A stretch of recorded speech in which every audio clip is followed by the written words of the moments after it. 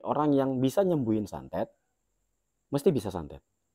Berarti Kiraksa ini bisa santet nih, suka tenang-tenang nih, wah ya hati-hati. Kalau saya nggak bisa santet, saya nggak ngajarin orang tentang santet. Tidak ada tuh orang punya ilmu santet terus dia keluar-keluar dia bisa santet. Tapi Pokoknya ketemu Kiraksa, kasih mahar, orangnya mati.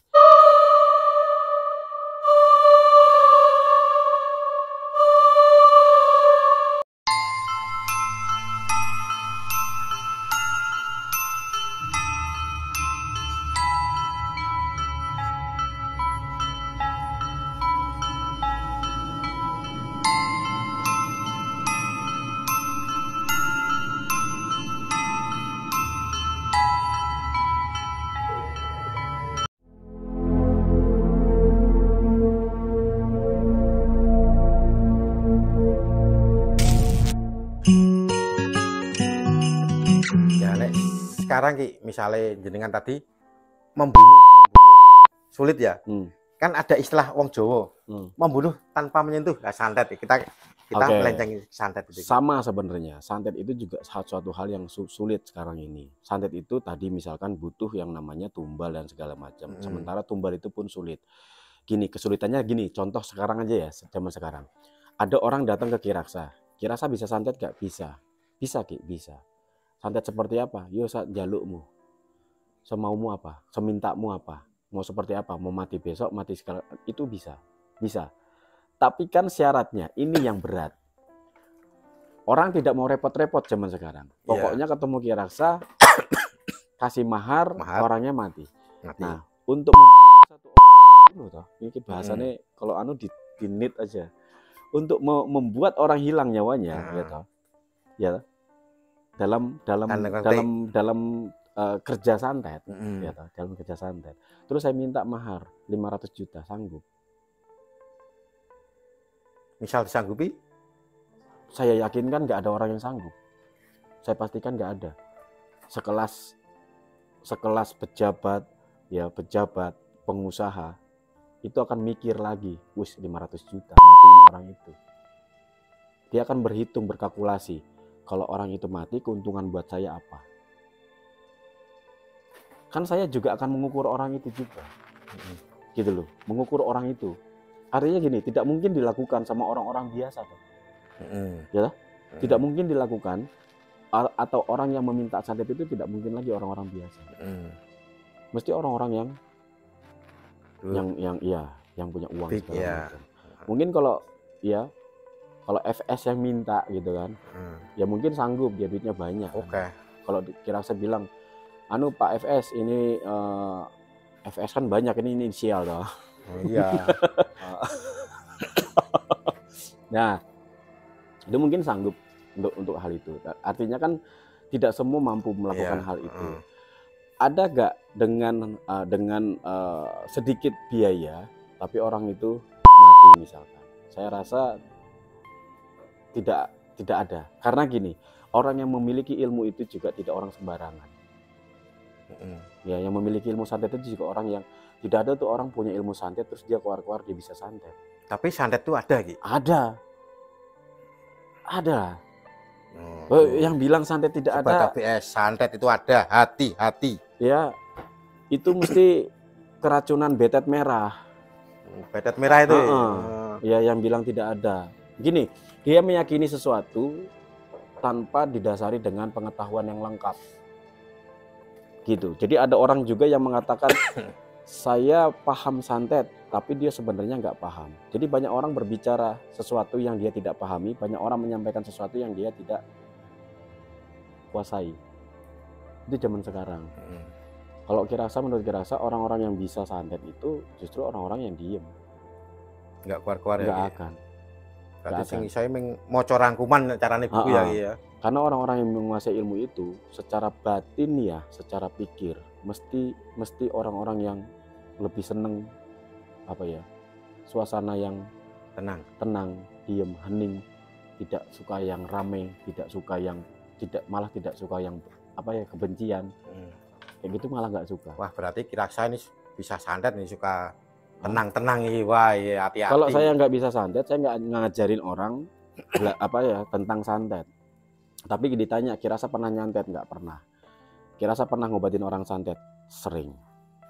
Jadi gini lagi, orang yang bisa santet itu, ya, gini, orang yang bisa nyembuhin santet, mesti bisa santet. Ini bahaya ini. Ya, mesti bisa santet, mesti paham santet gitu lah. Bahasanya gitu lah, mesti paham santet. Ya, orang yang ngaku-ngaku bisa santet, belum tentu bisa ngobati santet. Kami ngomong tok war-war ya, gitu.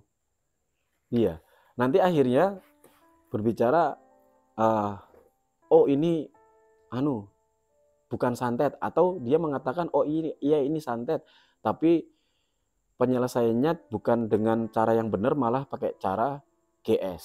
Oh ya, GS apa? Yang kemarin itu. Oh, iya. Ya pakai telur yang sudah diisi jarum kan. Iya. Gitu.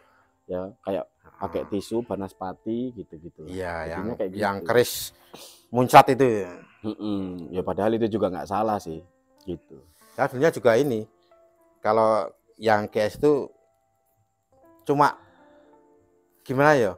Neng YouTube wis ngaku di bawah agama itu sebenarnya yang ini. Itu ya, itu sebenarnya cuman itu. Kalau dibilang GS itu orang yang bodoh, itu enggak. Dia pintar itu. Cuma memang dia menurut Kirasa salah menyajikan konten YouTube-nya. Itu kebablasan lah kan gitu. Dalam menyajikan konten di YouTube-nya, yaitu terlalu membawa-bawa agama yang sebenarnya gitu menurut saya tidak pas. Bukan dia tidak pahami ya. Kita tidak bisa menjudge orang tidak paham tentang agama dan sebagainya macam. Tapi tidak pas diletakkan di konten tersebut gitu. Jadi sebenarnya santet itu ada. Tapi kadang kan ya yang viral ini yang katanya KRM bedet merah. Itu bilang nggak ada. Nek iso bukteke. Tapi kok selama ini belum ada yang membuktikan. Apa Chen yang tadi bilang ini kok iya itu karena bedet merah itu nggak ketemu saya sih. Kalau ketemu juga saya nggak mau sebenarnya. Maksudnya gini, kok ada orang ngomong, saya bingung gitu loh. Saya agak-agak kok maaf ya, bodoh banget sih. Kok ada orang ngomong ke orang lain atau nantangin orang, kalau memang santet itu ada, buktikan. Ini buat saya sesuatu hal yang kontradiktif. Maksudnya gini, kan tadi dibilang ya, orang kalau bisa nyantet, dia nggak mau nyantet kok. Iya. Kalaupun dia harus nyantet, itu juga sesuatu hal yang sudah memang yang sudah memang kayaknya hampir nggak ada yang perlu disantet. Zaman dahulu kenapa itu terjadi? Pertama, hukum belum ada, ya toh. Jadi orang masih bisa semena-mena. Hak asasi manusia belum ada zaman dulu gitu loh. Kebebasan orang untuk menyampaikan pendapat, untuk hidup, itu nggak ada. Zaman sekarang, jadi apa yang perlu disantet? Ketika orang melakukan suatu kejahatan, tinggal kita cari buktinya, lapor polisi, selesai kok. Nggak usah perlu gitu loh. Ketika ada orang yang melakukan sesuatu hal yang tidak baik untuk orang lain, bahkan saya ketika saya mengucapkan hal buruk kepada Ki Wareng bisa lapor polisi. Perbuatan tidak menyenangkan. Iya, asalkan ada buktinya, ada bukti dan saksi kan gitu. Atau saksi bukti? Ya itu alat bukti, ya kan, barang bukti, saksi atau saksi masuk itu bisa kan gitu. Saya mendengar, iya buktinya si A, si B, si C saat itu terjadi, apalagi ada rekamannya. Jadi buat apa orang itu terus Ki Wareng nyantet kan gitu? Ngapain Ki Wareng nyantet saya kan gitu? Capek-capek toh. Nah zaman dulu kan itu belum ada. Maka keterbatasan itu ya, maka orang melakukan sesuatu ya yang kalau dia bunuh langsung nanti ya juga jadinya perang seperti itu. Mending ya halus aja kan gitu. Nah zaman sekarang kan tidak ada. Terus karena itu kok orang ada yang ditantang, kalau memang santet itu ada, buktikan. Dari siapa yang mau membuktikan? Tidak akan pernah ada orang mau membuktikan yang bisa loh. Tidak akan pernah. Sampai si betet merah itu ngomong sampai menghina sekalipun, misalkan gitu, saya bisa. Apa tujuan saya, apa keuntungan saya ketika saya nyantet si betet merah? Kan nggak ada. Gitu. Karena orang-orang yang menguasai ilmu itu juga orang-orang yang paham tentang nilai-nilai luhur, budi pekerti pasti. Iya. Pasti itu. Zaman dulu kan mereka menyantet itu kan untuk orang-orang yang jahat seperti itu. Orang-orang jahat, orang-orang tidak baik. Sebenarnya pas kesini-sininya itu memang akhirnya orang banyak mempelajari dan banyak orang yang, tapi itu pun kan kesininya itu belum ada kayak sekarang gitu loh. Nah pas udah kayak sekarang ini semakin sedikit orang yang menguasai ilmu santet karena memang sulit dikuasai itu. Wah itu susah banget, susah. Gini Ki Wareng, harusnya kita bersyukur ketika tahu orang-orang Barat itu orang-orang di luar sana, di luar ya Eropa atau Amerika itu menelaah tentang terjadinya santet itu seperti apa. Mereka mempercayai dan mereka menelaah bagaimana mungkin benda itu bisa dikirim jarak jauh ya ke orang lain. Maka orang-orang luar sana itu menelaah itu, berpikir, mencari secara ilmiah bagaimana itu terjadi. Nah, kalau kita berbicara tentang apa namanya itu ilmu ini zaman sekarang itu transfer. Iya, akhirnya ada penemuan data, penemuan cara mengirim data komputer internet itu adalah hasil dari bagaimana orang-orang di luar sana memahami tentang santet sebenarnya. Mengirim sesuatu dari satu tempat ke tempat lain tanpa terlihat. Seperti WA gitu, itu santet ya Ki? Iya. Jadi ada rumus dari Albert Einstein, itu pada zaman dahulu orang itu sudah, satu lagi adalah saya lupa namanya, rumus fisika sebenarnya. Itu rumus ilmu fisika yang meneliti kejadian tentang satu benda itu bisa secara penglihatan itu bisa hilang. Jadi benda itu dikirim melebihi kecepatan cahaya. Maka benda yang dikirim itu akan hilang, tidak terlihat, dan partikel dan benda padat tersebut akan menjadi partikel-partikel kecil yang ketika melewati ini tembus, melewati benda padat itu akan tembus. Itu boleh Ki Wareng nanti banyak-banyak baca buku tentang ilmu fisika. Nah, ketika ini dipikirkan secara alam, secara goib, secara mistis, bahwa terjadinya berpindahnya istana Ratu Bilqis pada zaman Nabi Sulaiman, itu kan yang ngangkat katanya jin. Jin itu kan bisa memiliki kecepatan melebihi kecepatan cahaya. Maka wajar saja benda itu bisa hilang sampai di sana, selep. Berarti santet itu ada preman jin. Kan seperti istana langsung, itu kan bantuan jin. Iya, ketika jin yang melakukan, bisa seperti itu, bahwa kecepatan jin itu bisa melebihi kecepatan cahaya, betul. Goib, ya malaikat juga seperti itu. Bagaimana malaikat bisa melesat begitu cepatnya, gak ada yang lihat. Karena kecepatan mereka melebihi kecepatan cahaya. Nah, sekarang kalau santet ini bisa masuk ke tubuh, itu bantuan jin menurut Kiraksa sendiri loh, biar nanti sobat ABS tahu kalau santet itu memang ada. Jadi cara kerjanya dibuat ilmiah itu bisa nggak Ki? Iya, kan material, dinon materialkan, ya kan, dibawa. Setelah sampai dia menjadi material secara otomatis karena sudah berkurang kecepatannya. Dia akan menghilang menjadi partikel-partikel kecil ketika dia dikirim dengan kecepatan melebihi kecepatan cahaya. Ketika dia, bahasa kasarnya ngerem lah, kan sudah kecepatannya sudah biasa, maka dia berbentuk lagi menjadi material. Ketika sampai di perut Ki Wareng, itu kan sudah diem, selep gitu. Maka dia menjadi material kembali. Seperti itu. Kalau Kiraksa meyakini itu ada. Karena apa? Dibuktikan lewat ilmu fisika. Gitu. Lah kalau kita nggak pakai jin terus pakai apa? Lah yaitu sekarang kok bisa dirimu kirim foto dari sini, kirim video dari sini ke Amerika. Kok usah jauh-jauh dari sini ke Jaten, Solo loh. Bisa toh? Laporanmu setiap ada UKT. Bisa gitu. Ya toh? Iya. Itu kan pakai ini. Siapa yang ngirim? Siapa yang bawa itu gambar itu sampai ke HP-nya Ki Sastra? Satelit. Lah iya, ketok. Kelihatan? Enggak toh? Enggak. Sepersekian detik toh itu. Enggak. Jaraknya jauh seperti itu, berapa jaraknya? Ya. Nah itu kan berarti kan melebihi kecepatan cahaya itu. Maka data itu dikirim tidak terlihat. Itu ya santet. Iya, seperti transfer date. Saya transfer date ya. Ya toh? Nggak ngerti-ngerti soal duit. Teknologi perbankan itu sebenarnya gitu, itu menggunakan sistem santet. Pengiriman yang tidak terlihat. Itu santet. Pada zaman dahulu leluhur, ini ada seorang guru ya, seorang guru yang menyampaikan kepada saya, pada zaman dahulu sebenarnya kata-kata santet itu tidak jelek. Pada zaman dahulu kala itu kata-kata santet itu artinya adalah ngirim. Mengirim. Sekarang jadi santet itu ngirim. Bahasa dari mana? Bukan bahasa Jawa.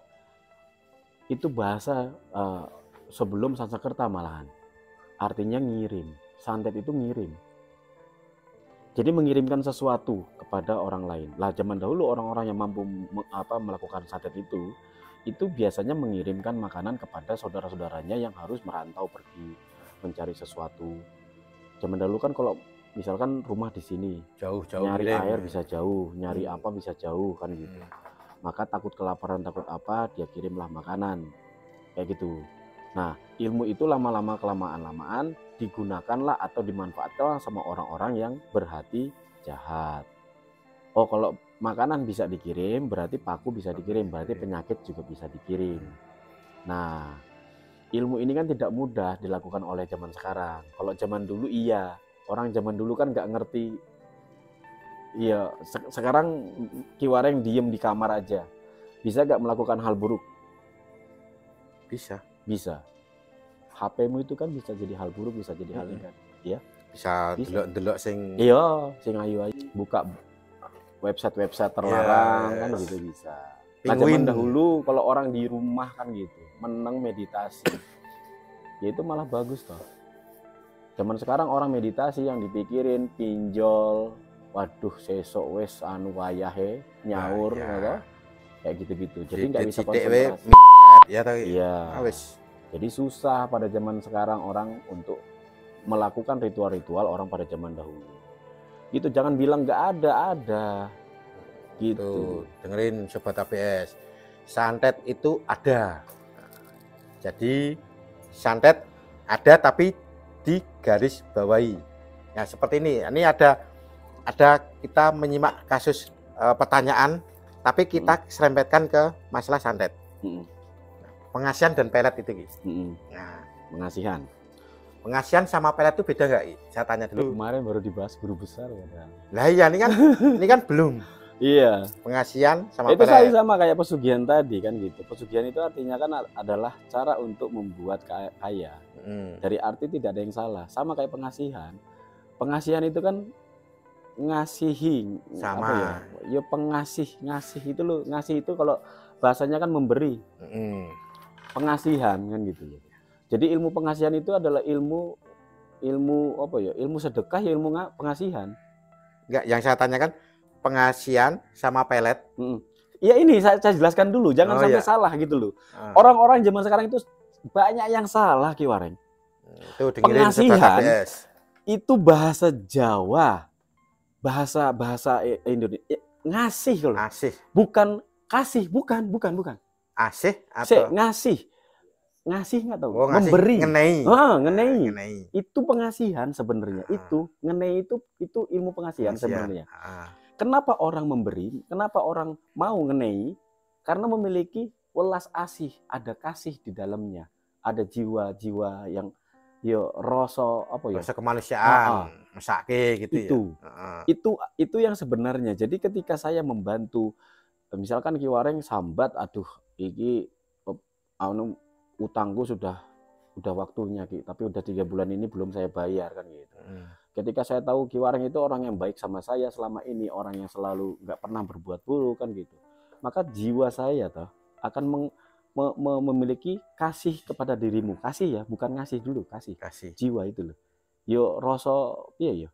dulur, kan ada rasa sayang di situ. Ada ikatan batin dulu gitu ya. Kan? Maka saya akan melakukan suatu tindakan yang dinamakan pengasihan terhadap dirimu. Ketika saya melakukan tindakan pengasihan itu, ya toh, wajar ketika dirimu jadinya seneng, terus dirimu juga balik mengasihi, dirimu juga akhirnya menduwe rasa, maksudnya terhadap saudara, bukan jadi LBJT, bukan itu. Iya. Ya apalagi ketika kita melakukan pengasihan terhadap seorang wanita, terhadap seorang atasan, terhadap seorang pimpinan, orang tua, calon mertua. Kan itu sebenarnya. Iya. Kesini, arti dari pengasihannya memiliki makna yang bergeser. Nah, ini pengasihan dulu, jangan ke pelet. Dengerin tuh Sobat ABS tuh. Memiliki makna yang bergeser. Jadi lebih kepada bagaimana caranya membuat orang seneng ke kita gitu. Tanpa kita tidak perlu melakukan apa-apa. Jadi kayak gitu. Maka ada yang dengan cara pakai jimat, ada yang pakai cara pakai dimandiin, dikasih susu apa segala macam. Iya itu kayak gitu-gitu toh. Karena apa? Kenapa dia paranormal atau dukun atau praktisi itu melakukan seperti itu? Karena sudah bergesernya pemahaman atau makna atau arti dari pengasihan yang dipahami orang. Bahwa kalau saya menguasai ilmu pengasihan, maka saya akan disenangi banyak orang. Padahal pada zaman dahulu, ilmu pengasihan itu adalah sesuatu laku yang dilakukan dulu baru supaya orang itu senang. Timbal balik itu ya. Melihat orang susah dia akan bantu. Ketika melihat orang tua dia akan rasa hormat kepada orang tua, rasa takdim kepada orang tua. Maka orang tua melihat kok anak ini kok sama orang tua kok sopan, tata krama. Maka orang tua juga akan menyayangi. Nah, akhirnya senengnya orang tua itu karena kelakuan kita juga toh. Senengnya orang lain itu karena kelakuan kita. Apa? Itu pengasihan itu.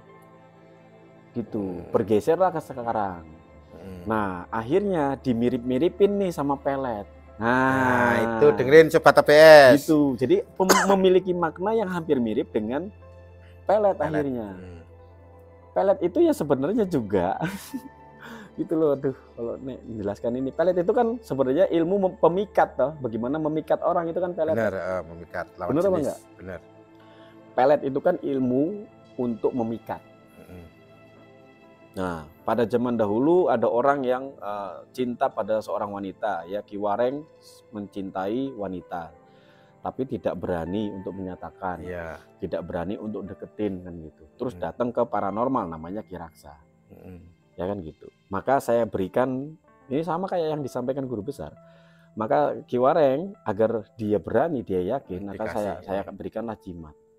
Ketika Ki Wareng mendapatkan jimat itu dari saya, apalagi bentuknya udah aneh-aneh, gambar kuncung itu udah ada rajahan, ada kayak gitu-gitu, akhirnya memiliki keyakinan, aku wis duwe pelet jimat, maka timbullah rasa percaya dirimu, timbullah keberanianmu untuk mendekati perempuan yang tadi.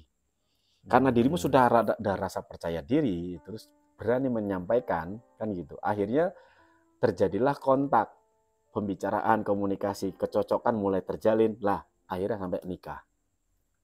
Saya potong Ki. Dulu kan saya punya ini ya, tamu ya, tamu putus sama cowok cowok lah. Nah, cowok itu seperti orang edan. Edan tiap maghrib itu cowok itu pasti panas. Diperiksa ke dokter ora mari, di mana-mana nggak mari. Terus mengkelingane wedok itu. Nah, terus etok-etok ke rumah saya Ki. Pertama kali dia takut nangis. Wah, pengen Bali. Nah, terus ke rumah saya. Nah, ke rumah saya kan dasar Ki Wareng yo ampuh mandraguna ya. Iya, percaya. Adi wes kasih air putih sembuh Ki. Nah, itu termasuk apa Ki? Pelet, santet atau guna-guna. Apa? Oh, beda lagi Ki. Iya, ya pelet itu bagian dari guna-guna. Santet itu gini, ada santet itu ya tenung, ada teluh, ada guna-guna. Oh, berarti santet itu dibedakan? Bukan santet dibedakan, santet ya santet. Nah itu tadi tenun, santet guna-guna. Itu ya ada yang bilang tenung. Tenung itu ya santet. Terus ada lagi teluh. Teluh ya. Ini mirip sama santet tapi beda. Beda apa yang dikirim gitu. Sama-sama ngirim ini nih, santet sama teluh. Nah, ada guna-guna. Ilmu guna-guna ini termasuk salah satunya adalah pelet. Gitu. Ada lagi tadi akhirnya masuklah ilmu pengasihan itu ke guna-guna. Nah, ini rada ruwet toh Sobat ABS. Nanti kalau disimpulkan lebih lebar lagi, wah. Jadi gini, santet itu kan ngirim. Santet ngirim kan ngirim. Teluh itu ngirim penyakit. Guna-guna itu mengirim pengaruh. Jadi ilmu pelet adalah ilmu cara mempengaruhi lawan jenis atau orang yang diinginkan untuk menjadi pasangan. Itu pelet. Ya, pengasihan adalah cara untuk membuat orang itu senang mengasihi kita, senang kepada kita kan. Iya. Kan gitu. Itu kan bentuk dari guna-guna. Guna-guna adalah ilmu mempengaruhi. Piye carane wong seperti apa yang saya inginkan. Bagaimana orang terpengaruh dengan apa yang saya. Berarti kembali ke magic lagi tuh, guna-guna. Ada magic, ada yang ilmiah. Ada yang ilmiah.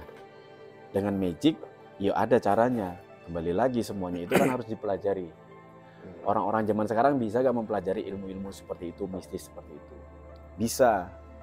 Tapi apa ya sanggup? Pertanyaan saya itu. Orang-orang zaman sekarang jangankan disuruh yang aneh-aneh kan gitu. Kirasa punya murid banyak itu cuma sedikit yang berhasil.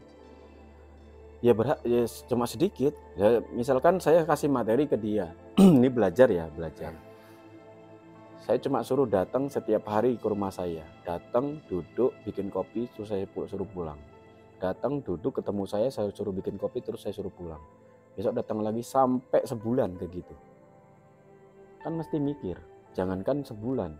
Seminggu ini 3 kali disuruh begitu aja udah mikir kan gitu. Tergantung orang itu. Kan gitu, mau berpikir secara waras atau loro hati kan gitu. Dan sisan ya. Atau langsung berpikir, wah ini nggak bener, maka dia akan gagal di situ. Karena saya melakukan itu kan ada alasannya dan tidak semua orang saya begitukan. Karena saya melihat karakternya gini, ada orang orangnya nggak sabar, maka saya harus melakukan sesuatu yang dalam hal itu adalah melatih kesabaran.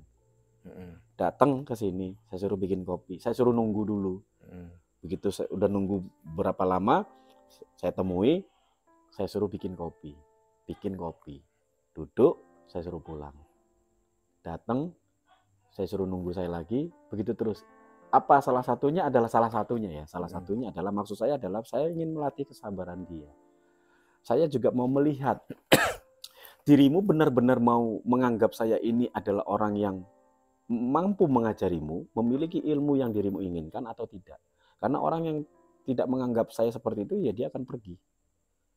Nah bagi saya, ketika dirimu pergi, ya saya tidak ada kerugian sedikit pun. Ketika dirimu nunggu di situ, maka suatu saat akan saya jelaskan kenapa itu terjadi. Nah, ketika saya jelaskan, yang tadinya sebelumnya dia bukan orang sabar, ketika saya jelaskan itu kan dia sudah berubah. Dia akan, sebulan saya gituin, pasti dia akan secara sadar ataupun tidak, mau ataupun tidak, dia sudah memiliki tingkat kesabaran yang berbeda dari sebelumnya. Nah, ini juga materi di mana orang akan menguasai ilmu-ilmu spiritual supranatural, ilmu para leluhur kita. Apa maksudnya? Kalau ketika dirimu mau mempelajari ilmu seperti itu, bersih dulu batinmu, bersih dulu pikiranmu. Itu modal utama ketika orang ingin belajar, ini garis besarnya spiritual. Itu. Nek dirimu masih gampang loro hati, sakit hati, dirimu masih gampang tersinggungan, dirimu masih gampang baper bahasa sekarang, iya akan sulit gitu loh. Menangkap lebih lagi ya. Dirimu belum memiliki adab yang baik, dirimu belum, apalagi gini, banyak toh anak-anak zaman sekarang, nek karo dirimu, ya sama dirimu dia cium tangan.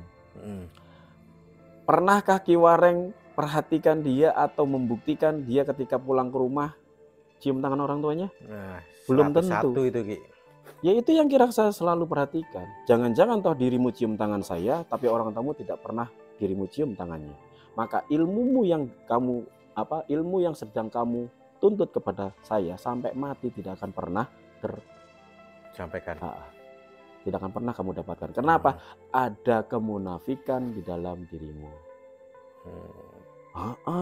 Aku di cium tangannya masa orang tuanya, ada kemunafikan di dalam dirinya. Nah, hal-hal seperti itu pun menjadi bagian dalam mempelajari ilmu spiritual yang di bawahnya ada mistis, supranatural, klinik, metafisik. Ya. Bagaimana mungkin itu tercapai? Lawang sing yang seharusnya menjadi fitrahnya manusia, itu kan fitrahnya manusia kan? Iya. Rendah hati, tidak sombong, itu kan semuanya. Tapi dalam tanda kutip ini tadi ya KRM bilang ya guru cium tangan itu ya. Tapi kan dalam notasi tanda kutip guru, guru ini mesti dianu, wah wong ampuh pasti kan, wong ampuh jaluk restune.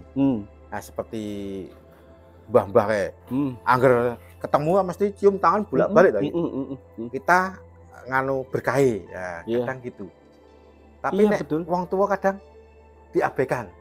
Tapi kan kebanyakan dalam anggota dalam ini berkah guru sing paling utama. Jare sapa? Ya kadang-kadang itu loh. Kan kebanyakan ya itu kalau menurut saya itulah yang salah. Itulah yang salah. Maksudnya gini, bahwa di sumpah perguruan saja tidak disebut guru duluan, disebut orang tua duluan. Ibu, bapak dan guru. Ibu, bapak, berbakti. Bukan bapak duluan loh. Bukan bapak, ibu dan guru, bukan. Ibu, bapak dan guru. Ibu, tak garis tebel. Ibu, bapak dan guru. Neng urip manusia zaman sekarang malah justru itulah yang mereka tabrak. Ibunya ibunya sing melahirkan, justru itu yang dilawan. Pertama, piye awakmu mendapatkan ilmu di dunia ini, sing garis tebal lagi, ilmu itu tidak ada satupun ilmu di muka bumi, di alam semesta itu yang bukan milik Allah. Ya toh? Iya. Piye meh ngapusi Gusti Allah awakmu, kan nggak bisa. Makanya dikatakan itu disumpah itu, dan paling utama adalah ibu, bapak dan guru di belakang. Karena tidak ada dirimu, tidak akan pernah dirimu bertemu guru seandainya makmu ini toh tidak nyeboin dirimu dulu, tidak bangun malam-malam karena dirimu aus, dirimu pipis. Kan? Apakah dirimu sampai nanti akan bertemu dengan gurumu? Enggak. Bapak, kenapa bapak di tengah di situ? Yang utama membesarkan dirimu itu bukan bapak. Bapak ki golek duit. Ya betul, bapak itu orang paling utama juga, tapi nomor 2 dari ibu, setelah itu baru guru gitu-gitu. Nah zaman sekarang guru dulu, bapak, orang tua, emak. Kenapa alasannya? Wah, guru itu adalah orang yang mengajari saya banyak hal. Ya, dari saya SD, SMP, lama saya ngajari apa? Bapak saya ngajari apa? Nggak pernah ngajari apa-apa. Lah wong bapak saya malah bodoh. Bapak saya lulusan SD kok, saya S1. Ngono malahan. Iya, tuh terus Terus kenapa terus berikutnya kamu menghormati bapakmu? Aku njaluk apa-apa bapak, bukan emak. Yang bayari aku sekolah siapa? Bapak, bukan emak. Saya pekok toh. Iya. Tuh sobat ABS dengerin tuh, yang pertama itu ibu berbakti.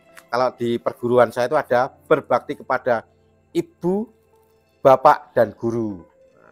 Jadi berbaktilah kepada ibu, bapak dan guru, jangan dibolak-balik ya. Bolak-balik. Itu keliru. Keliru.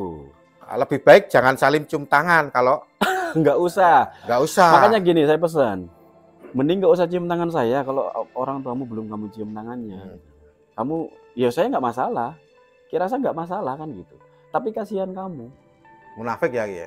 Karena apa yang kamu tuju dalam rangka kamu belajar ke saya, ke Tahta Mataram, itu tidak akan pernah kamu capai. Tidak akan pernah. Karena ridho orang tua itu ridhonya Allah kan. Ridho ya, orang tua ridho Allah, apa ridho guru ridho Allah? Orang tua. Oh iya, itu nggak pernah dibilang ridhonya guru ridhonya Allah. Nah, tuh dengerin tuh. Wah, wis angel. Tuh dengerin. Karena KRM di YouTube KRM miso-miso tuh. Dengerin itu. Ya kan Ki? Ya, ini kan berhubung di ABS Jogja Channel. Ki Raksa jadi lembut. Iya, karena di sini tempat ini kan ini Jogja toh. Iya. Ini kota atau tempat kelahirannya guru saya di sini. Iya. Iya, Jogja ya, walaupun dia itu daerah selatan Bantul. Bantul kan gitu. Tapi disinilah dia berjuang untuk menuntut ilmu Jogja ini.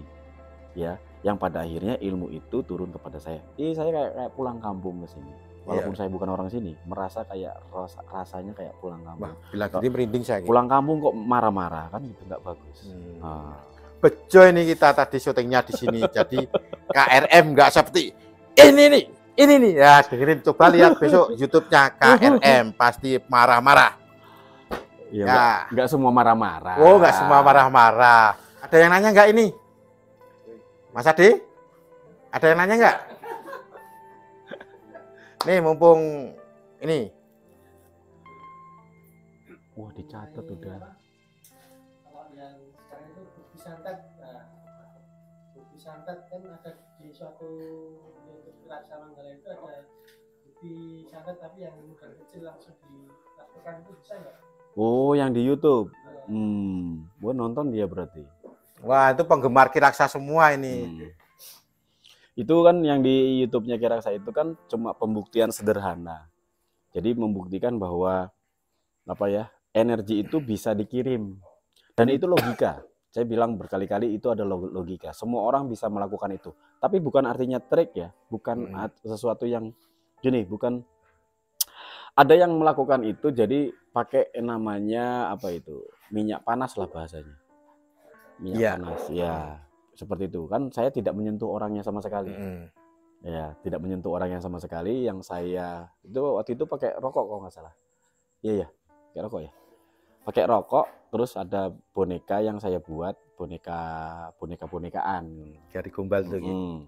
Itu kan sebenarnya gini, perpaduan antara ilmu mempengaruhi. Ada yang mengatakan itu adalah ilmu hipnotis, sugesti, atau ilmu sugesti kan gitu. Tapi kok kalau sugesti kok ada bekasnya. Jadi benar-benar kena kesundut kan gitu. Iya. Kan gitu. Itu bagaimana terjadinya? Itu bisa diajarkan dan itu sangat logik. Bisa diajarkan, bukan trik yang kayak itu ya, bukan. Ada cara, ada tekniknya memang. Bagaimana itu terjadi, saya tidak pernah seperti betet merah, bocor-bocori, buka bongkar-bongkar. Karena gini, kenapa sih Ki Raksa nggak pernah bongkar-bongkar di YouTube? Tidak semua toh orang itu akhirnya nonton terus, wes, aku duwe pemahaman, oh gitu. Kan ada juga orang yang sudah tahu terus ngelakoni. Justru dia akhirnya itu digunakan untuk bohongi orang atau nipu orang malahan. Makanya saya tidak pernah bongkar-bongkar itu Ki Wareng. Ya. Kalau orang mau tahu datang ke saya, masuk ke Tahta Mataram, belajar kan gitu. Itu pasti bisa Ki, pasti saya pastikan bisa. 100% ya Ki. 100% dalam memahami bagaimana energi itu sampai bagaimana bisa merasakan sebuah energi. Itu bukan hal yang mistis sebenarnya. Logika. Menjadi mistis karena dirimu tidak paham atau belum paham gitu aja. Jadi itu gimana pembuktian seperti itu? Ya itu sedikit pembuktian, bagaimana energi itu bisa sampai gitu. Nanti lebih jelasnya ya monggo datang ke saya ajarin secara lengkap gitu. Bisa asal jadi anggota Tahta Mataram. Kalau bukan anggota Tahta Mataram, ada sesuatu ya iya gitu, termasuk yang lain-lain lah, termasuk yang saya sampaikan ilmu kebal. Nek pembuktian ilmu kebal di dukun-dukun dobol itu kan bodoh buat saya. Pakai jarumnya dibengkokin kan nggak gitu kalau pembuktian ilmu kebal. Tapi itu juga pembuktian ilmu kebal yang di YouTube Kiraksa itu juga Kiraksa di akhir videonya Kiraksa sampaikan bahwa itu trik. Sudah saya bilang itu trik Ki Wareng, masih orang bilang, masih nganggap itu real, itu nyata. Karena belum sampai pikirannya. Gini, saya wajar ketika orang mengatakan itu adalah ilmu kebal yang asli. Padahal udah jelas-jelas saya bilang itu trik. Tapi mereka bilang, triknya gimana? Nah, ada yang nanya, triknya gimana? Bongkar dong. Saya berkali-kali bilang, saya tidak akan bongkar. Kalau mau belajar, sini. Saya cuma bilang, itu trik. Tapi, kok trik? Piye cara nih? Ayo saya ajak mikir. Ki Wareng beli silet. Ini terjadinya saya kasih tahu. Ki Wareng beli silet. Silakan Ki Wareng beli silet di sini di mana aja. Di sini ya. Kan saya nggak tahu warung di sini. Jadi jangan sangka Kiraksa cuma bisa melakukan itu di tempat Kiraksa, enggak. Di mana-mana bisa. Ini jam berapa kan saya tidak mungkin saya kerja sama orang warung di sini. Yang saya nggak ngerti di sini. Ki Wareng beli siletnya sudah dapat. Yuk kalau bisa beli di minimarket ya. Yang tidak mungkin saya bekerja sama dengan. Terus belinya jangan satuan. Siapa? Sepak. Ya. Sepak. Pegang Ki Wareng sendiri ya, jangan kasih saya. Pegang, buka sendiri siletnya, ya. Terus tes sendiri, ya. Tes sendiri kalau itu tajam atau enggak. Sudah pasti tajam, sudah pasti itu landep, tajam, dan sudah pasti Kiraksa tidak pegang, ya. Mau dibeset yang mana kan gitu? Beset tangan kiri apa tangan kanan? Tangan kiri kan ya. Udah, siletnya pegang tangan kanan, tangan kirinya saya pegang. Ya, saya isi. Ya. Kiraksa ganteng, ngono ta mantrane. Iya. Nah. Habis itu selesai terus silet. Yang ini tadi silet. Kebal. Itu kebal. Saya pastikan ya apa yang saya lakukan, Kiraksa lakukan itu adalah trik. Ning mesti bingung toh triknya ning ngendi? Iya, silet tuku dhewe dianu landep kok digini. Dan itu yang di video Kiraksa itu bener-bener di video itu terus nggak putus. Saat beli itu divideokan. Berarti nggak ada cut ya Ki ya? Nggak ada cut. Itu terus sampai itu dipegang sama orangnya dan dibeset sendiri. Kiraksa bilang itu trik. Itu adalah ilmu kebal. Itu cara saya ngisi orang seperti itu. Siapa orang yang nggak percaya kalau itu ilmu kebal? Nggak mungkin toh, karena nggak nyampe pikiran orang. Gimana caranya?